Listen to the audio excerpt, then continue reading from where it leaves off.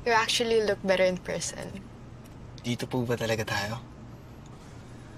Parang kinakabahan ka. Sa ganda mo kasing yan, di mo naman kailangan magbayad. Gusto ko, ako lang ang pasayahin. Start na tayo. Seorang wanita kaya yang jatuh hati pada pria yang ia bayar untuk memuaskan hasratnya. Film ini berjudul yang dirilis 2024 lalu menceritakan seorang wanita kaya yang merasa puas karena servis dari pria bayarannya hingga membuatnya jatuh hati. Namun karena lelaki itu sudah mempunyai seorang istri, dirinya malah melakukan hal-hal yang di luar dugaan untuk kesenangan dirinya. Bagaimana kisahnya? Mari kita masuk ke alur ceritanya.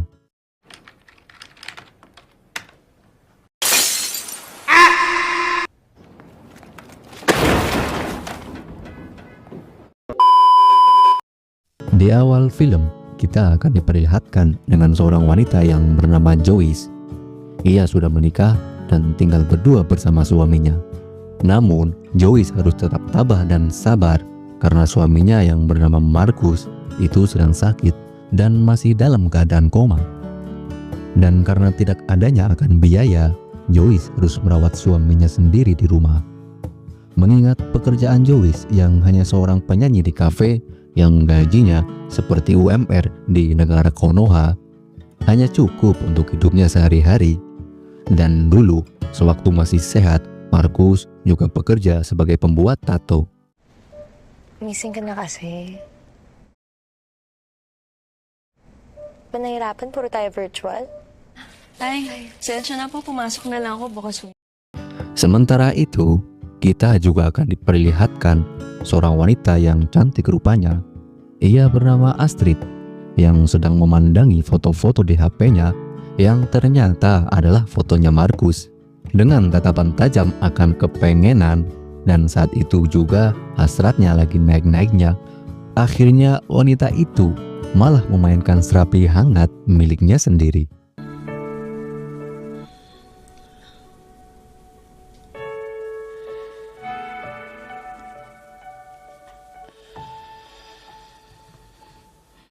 Setelah selesai menuntaskan hasratnya, Astrid kemudian mengirim sebuah pesan kepada Markus. Tapi ternyata pesan yang dikirim Astrid itu justru malah dibaca oleh Joyce, yang berisi kalau wanita itu mengajak ketemuan suaminya di sebuah hotel. Karena curiga, Joyce lalu membalas pesan itu dengan mengajaknya untuk ketemuan di rumahnya.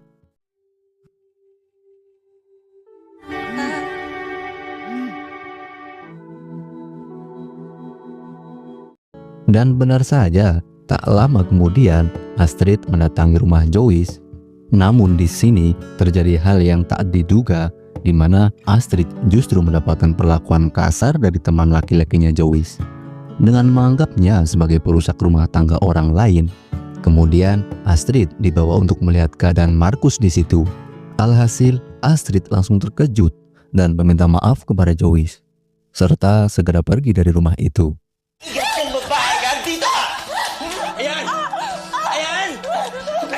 Pain mo! Kantutin mo! Putang ina! I'm sorry. Kemudian di perjalanan pulang, Astrid kembali mengenang masa lalunya bersama Markus yang begitu mengenang di hati Astrid. Dan dari sini juga diketahui bahwa Markus yang hanya seorang pembuat tato yang penghasilannya tak cukup banyak untuk kehidupan dirinya dan istrinya. Oleh sebab itu, di belakang istrinya sendiri, Markus justru menjual layanan servis jebol lubangnya kepada Astrid. Walaupun awalnya hal itu tak diinginkan oleh Markus, tapi karena ia juga kepincut kecantikan Astrid, akhirnya hubungan mereka berlangsung lama. Dan Astrid juga timbul rasa suka karena sangat puas dengan singkong kekar milik Markus. Ditambah lagi kalau sebenarnya Markus juga tak suka dengan pekerjaan istrinya, dikarenakan sering digoda dan dekat-dekat dengan laki-laki lain. Parang kinakabahan ka. Sa ganda mo kasing yan, di mo naman kailangan magbayad. Kasi pag di ako nagbabayad, feel ko kailangan ko lagi galingan. Dito po ba talaga tayo? Hari-hari berlalu di mana kondisi keuangan Joyce sedang tidak baik-baik saja dan mengakibatkan dirinya harus bekerja sangat keras setiap hari. Sampai-sampai ia juga menjual serabi kesayangannya untuk dinikmati laki-laki hidung belang untuk mendapatkan uang yang lebih.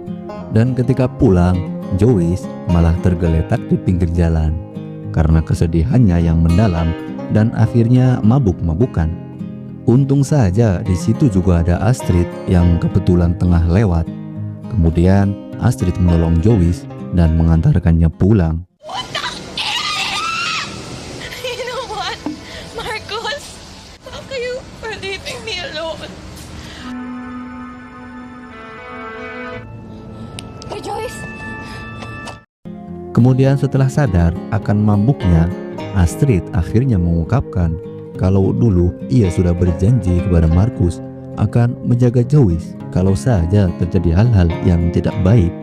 Dan Astrid ternyata juga sudah mengetahui tentang penyakit Markus dari dulu, bahkan sebelum Joyce tahu, serta berjanji akan membiayai semua pengobatan Markus sebelum jatuh koma. Dan semua usaha milik Markus itu ternyata juga dimodali oleh Astrid.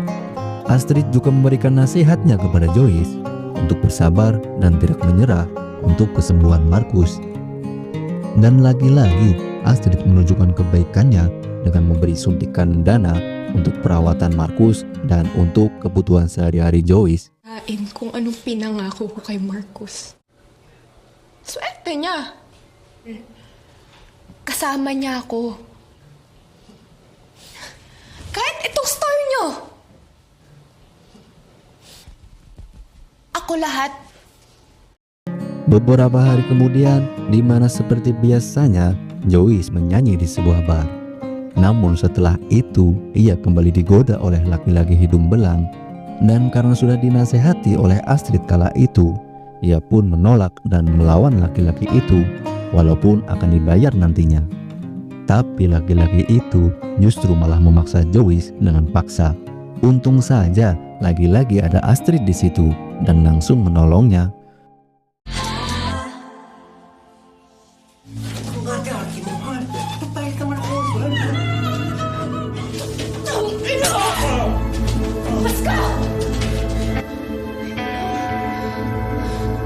Kemudian masalah juga kembali terjadi ketika tersebar video panas antara Joyce dan laki-laki di bar.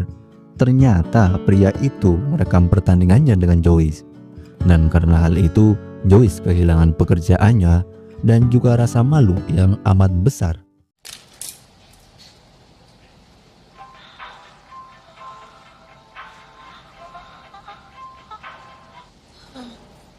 You don't deserve that. Don't call me Ma, and I don't want you anywhere near my... Kondisi Joyce pun semakin terpuruk hari demi hari. Kemudian Joyce menghubungi Astrid untuk menemaninya. Mereka kemudian ngobrol sambil minum jamu beras kencur. Karena itu, Astrid juga mengungkapkan isi di hatinya kalau dirinya sebenarnya merasa iri dengan kebersamaan Joyce dan Markus. Yang terlihat bahwa Markus amat sangat mencintai Joyce. Kemudian pembicaraan mereka menjadi semakin dalam hingga timbul suatu hal yang membegongkan ketika mereka berdua malah saling beradu hasrat sesama. I was falling in love with what you had. I wasn't falling in love with him. Sa adik ka pa yata sa akin. Parang ganun na nga. No choice ba? Pada pagi harinya, Astrid pun berpesan sebelum pulang agar baiknya melupakan tentang kejadian semalam, dan Astrid menyempatkan untuk melihat kondisi Markus pagi itu. Dan malam harinya ketika Astrid sedang beristirahat, tiba-tiba ia dikirim pesan oleh Joyce yang mengatakan kalau Markus sudah bangun dari komanya. Mendengar itu, Astrid ikut bahagia dan senang pastinya. Dan saking senangnya, ia malah membayangkan sedang main all-in bertiga bersama Joyce dan Markus. Membegongkan ini.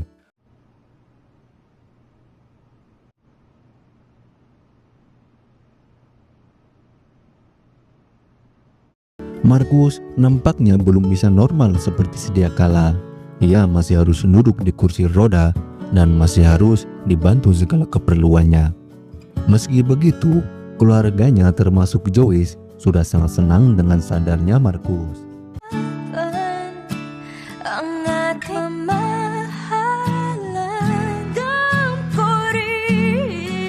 Hari-hari berlalu di mana Astrid datang ke rumah Joyce.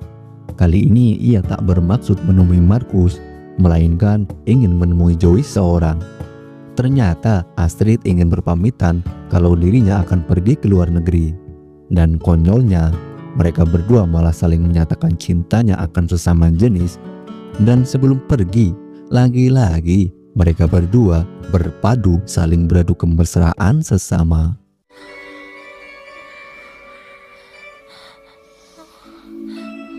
Nandito ka pa. Astrid, kailangan kita.